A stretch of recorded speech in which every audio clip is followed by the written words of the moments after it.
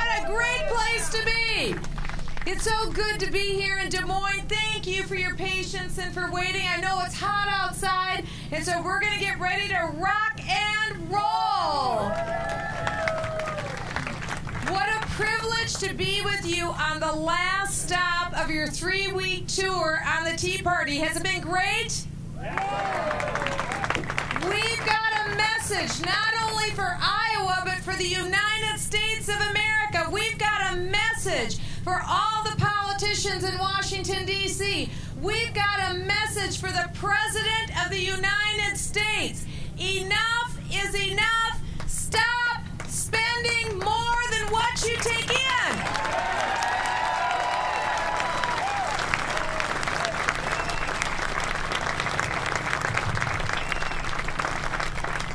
I've been trying to focus on bringing the voices that I heard when I was growing up here in Waterloo, Iowa, and Cedar Falls, Iowa. It's the voice of reasonable, fair-minded people who get it, who get how you make a dollar and how you should spend a dollar. And one thing I know growing up in Iowa, we as a family never spent more money than what we took in. That's called Econ 101.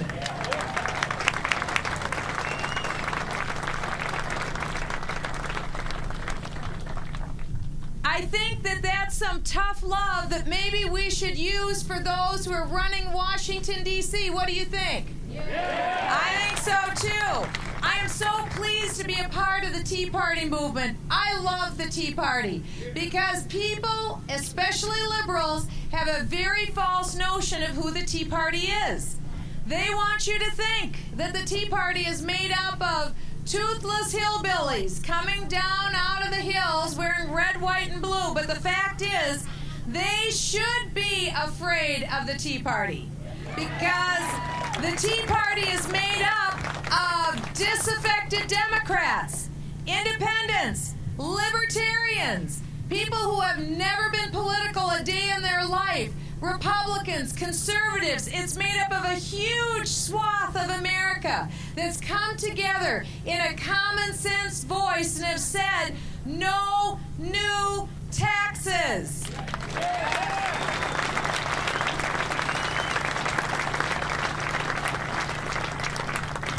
In fact, I think it's actually easy to understand why President Obama has had a lot of trouble creating jobs and turning the economy around. There was an interview that was given on Thursday night by the man that President Obama put in charge of turning the economy around. He is our current Treasury Secretary. His name is Tim Geithner. And did I hear you say TurboTax, Tim Geithner? Is that what I heard you say? Be nice. Iowans are known for being nice. But in this interview, the Treasury Secretary was asked what was he going to do after he'd left his office being Treasury Secretary. And I want to quote this so that we get it right. He said, "I've never had a real job." Does that tell you something? Yeah. I've only worked in public service. I live for this work. This is where they're coming from. Don't you wish that at least he would have started a lemonade stand? That's what we did when I was growing up in Waterloo and Cedar Falls as kids. We had lemonade stands. One thing that we knew is that we had to bring in more money than what we put out. This is not a terribly difficult concept, except for politicians. And that's why we love the Tea Party, because the Tea Party gets it. It's not a political party, it's an idea.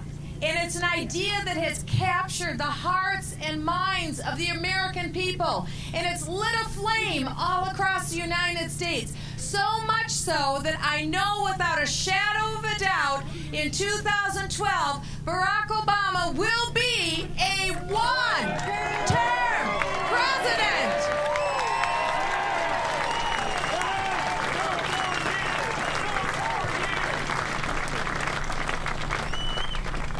And I want you to know, as President of the United States, I look forward forward to creating real jobs for both the Treasury Secretary and the President of the United States.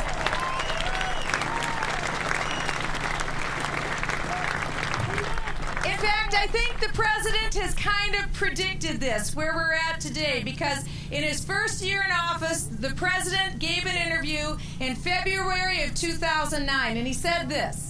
He said, if I fail to turn the economy around within 3 years, I think we will have a one-term precedent. I say, Mr. President, we're going to hold you to your word.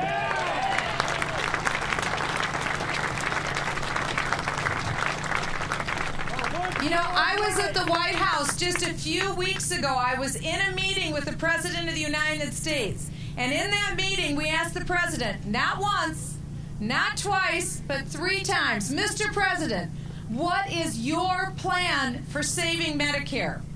The President didn't have a plan for saving Medicare other than he mumbled something about Obamacare. This is something that all of you should know. I think in all likelihood, the President will be content to see Medicare continue to go down the road that it's going, which is currently not sustainable. It might go broke, and at that point, the President's plan for senior citizens will be Obamacare. Now let me ask you, how many of you in this office want your plan, I don't care how old you are, to be Obamacare? Not me. I was the first representative in the House of Representatives to get down to the floor and introduce the full-scale repeal of Obamacare.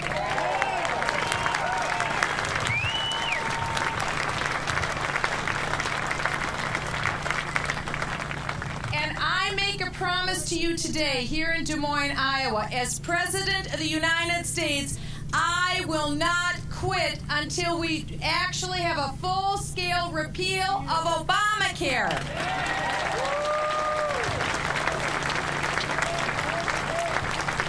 You can take that check to the bank. You can cash it all the way. I will not stop until we repeal it. That's President Obama's signature issue that he has passed in his presidency. And in 2012, he has to answer to the American people.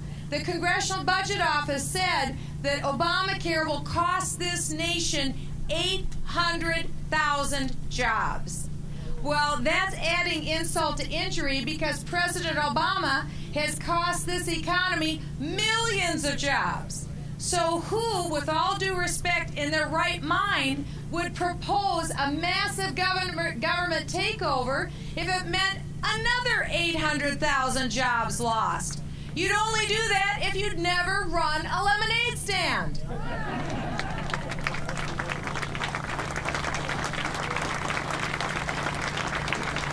And as a matter of fact, the Joint Chiefs of Staff has said, his name is Admiral Mike Mullen.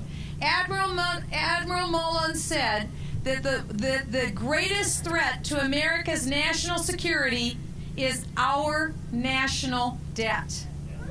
Now, just think with me for a moment. Don't you think if you are the commander-in-chief and the chairman of the Joint Chiefs of Staff said to you, Mr. President, the greatest threat to America's national security is our national debt, don't you think the President, as commander-in-chief, would listen?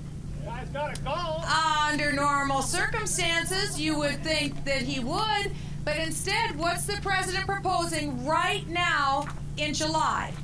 He's proposing more spending. That's right. I knew there was an Iowan over here.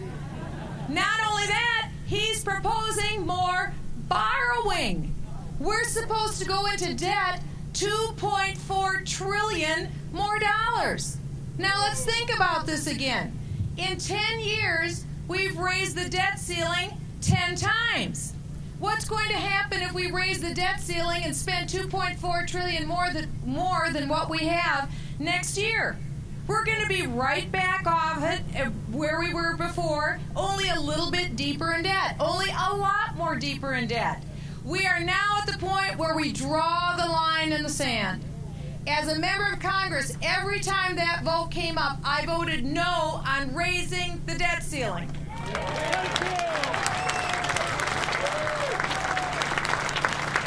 And it is time to say no again on raising the debt ceiling, because all of this overspending has led, in just the time that Barack Obama has been president, if you hold up a dollar bill, that dollar under Barack Obama lost 14% of its value. Are you better off now than you were 2 years ago? No. Is the dollar stronger than it was 2 years ago? America needs a strong dollar. I will stand for a strong dollar in the United States of America.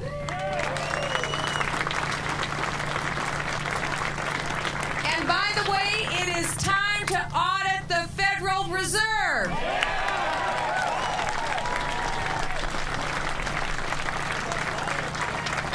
The Federal Reserve has a very serious problem on its hand. It's been doing this thing called quantitative easing. Have you ever heard about that?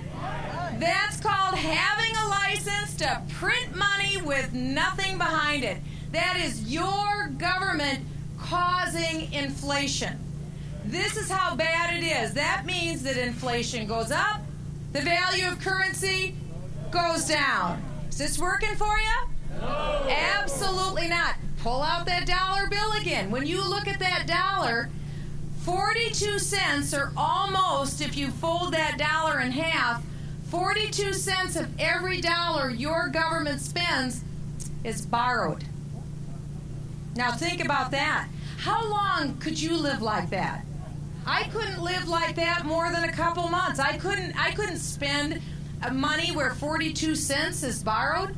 You can't live that way. I can't live that way. The federal government can't live that way. And as President of the United States, we won't live that way anymore.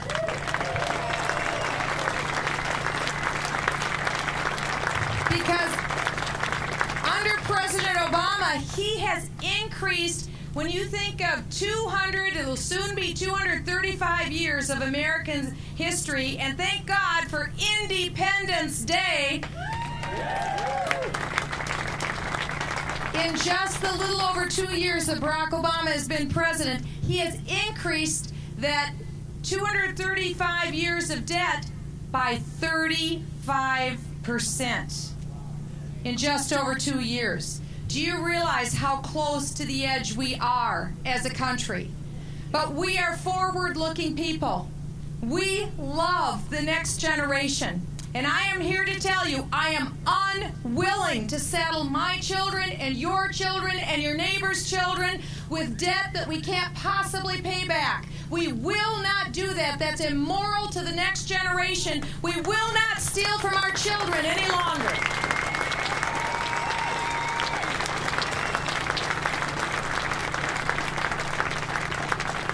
You know, I was in Washington, D.C. during the financial meltdown. I was there behind closed doors when Hank Paulson came over to the Congress and said it was financial Armageddon if we didn't give him, for the first time in the history of this country, a $700 billion blank check that he could spend any way he wanted to bail out the people on Wall Street who it was good enough to go ahead and roll the dice and pull all the profits in. But when they turned up snake eyes, and when they rolled the dice and they had losses, then all of a sudden we were good enough to pay for their losses. My answer to that was, no dice, Charlie. You roll the dice, you lose, you pay for your own losses. That's not our problem.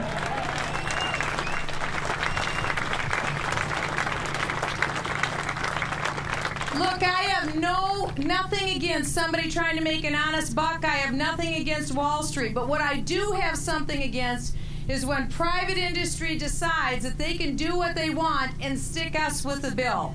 As President of the United States, I will send a letter out to let private industry know whether it's unionized or non-unionized, whether it's a public or a nonprofit. I will tell them, if you get yourself to the point of bankruptcy, I'll be sorry, but I won't be bailing you out with the American people's money.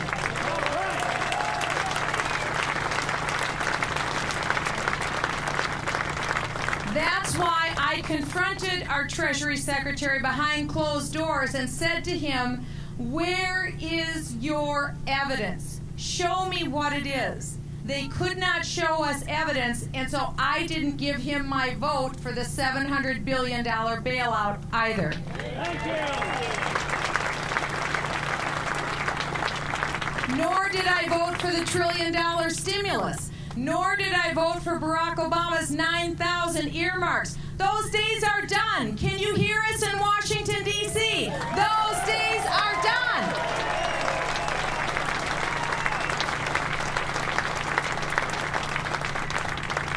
We cannot continue to have 4 more years of an unconstitutional health care plan. We cannot afford it. We can't afford 4 more years of millions of jobs that are lost. We can't afford 4 more years of our housing values being devalued rather than increasing. We can't afford 4 more years of a president who's not leading in this nation or leading abroad. We can't afford 4 more years of a president who, in his own words, said when it came to foreign policy, he was going to lead from behind. When is the last time you heard an American president say he's going to lead from behind?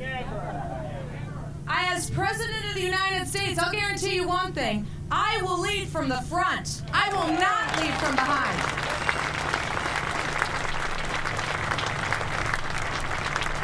Because the United States of America is the head. We are not the tail.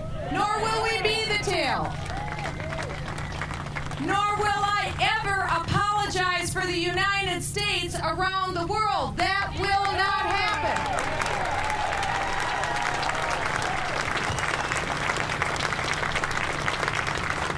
And I will never do what the President of the United States did to our ally in May. I will never say to Israel, you must pull back your boundaries to the 1967 indefensible boundaries. I will not do that.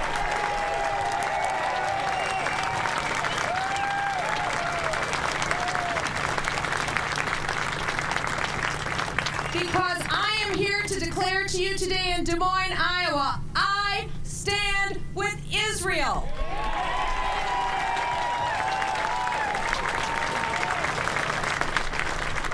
And I will stand against America's enemies. It's time that we do that we stand. We are living in a great time. We are living in a great day. The solutions to America's problems actually, like the old song says, aren't that difficult if you try. It really isn't that tough. All we have to do is take the reasonable, fair-minded, common-sense voices, again, that I learned from people that I loved and people who loved me here in Iowa. That voice I've been able to successfully take to Congress. And the politicians started waking up in the halls of Congress. They know you're here. They're listening to you. They're paying attention to you. And my goal is to take the reasonable, fair-minded voice of Iowa not only to the halls of Congress, but now to the White House, where it's been missing for far too long.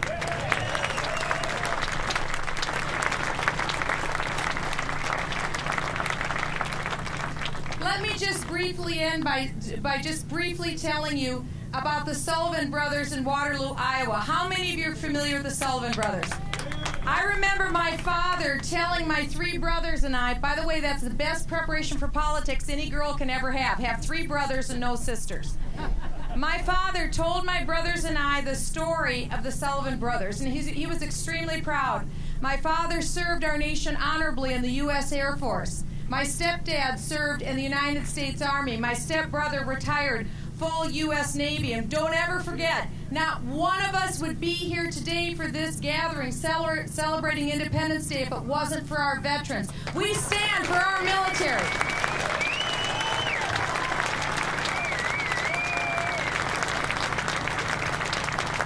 I am privileged to sit on the House Permanent Select Committee on Intelligence. We're a very small committee. Every day we are faced with the task of dealing with the nation's classified secrets. And so on a regular basis, I see the threats to not only America within our borders, but also the threats coming from outside of our borders as well. This is a very sobering time, and we need a president who appreciates how sobering these threats are to our nation. With the Sullivan brothers, there was also a threat during World War II, and we know that we were viciously attacked at Pearl Harbor. Well, the Sullivans had a neighbor, and the Sullivan's neighbor was killed at Pearl Harbor. And so the 5 Sullivan brothers decided to sign up only on one condition, that they could serve together on the same ship. They were allowed to do that. They served together.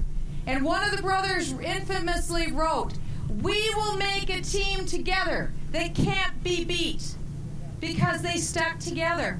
I don't know about you, but when we were little kids, my mom would say to my brothers and I, "Now you kids be sure, when you go out into that neighborhood, you stick together. You stick up for each other when you get out into the neighborhood." And we did. We'd fight like cats and dogs in the house, but when we went outside, it was all for one and one for all. And we stuck together. The Sullivans did that as well. And the Sullivan brothers were out, and one terrible night, there was a night of intense battle. They were on the USS Juno, and that morning a Japanese tornado fired and hit the ship. And of 697 brave soldiers, only 10 survived, none of whom were the Sullivan brothers. And the nation mourned. And the Sullivan parents, in the midst of their intense pain and grief, got up and went across the country and gave speeches and encouraged millions of Americans to support the effort against the enemy so that we would prevail. And America did prevail because we stuck together as a nation.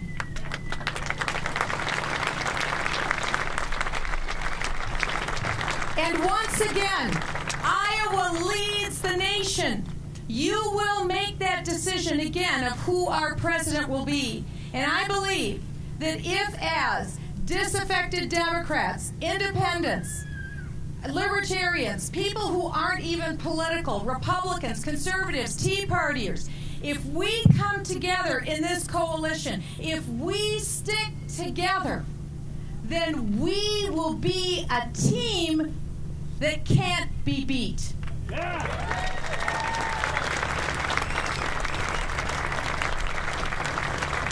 And once again, Iowa will lead the way and set the example for the rest of the United States. And then together, we will secure the promise for the future. Because it is my absolute conviction that together we can, and together we will, take this country back in 2012. Together we can!